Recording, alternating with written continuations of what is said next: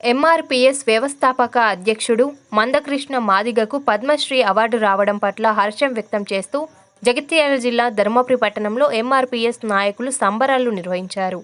పట్టణంలోని అంబేద్కర్ చౌక్ వద్ద టపాసులు పేల్చారు.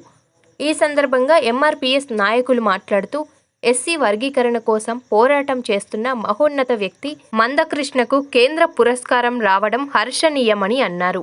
మాదిగ సమాజం గుర్తింపు కోసం ఆయన అలుపెరగని కృషి చేస్తున్నారని అన్నారు.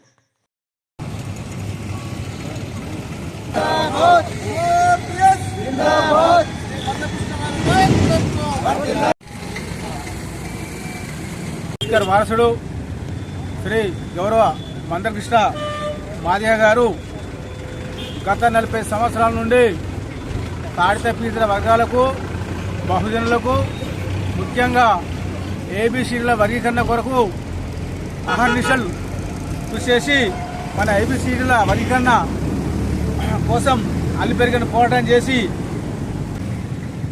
వారు చేసిన త్యాగము ఎనలేనిది.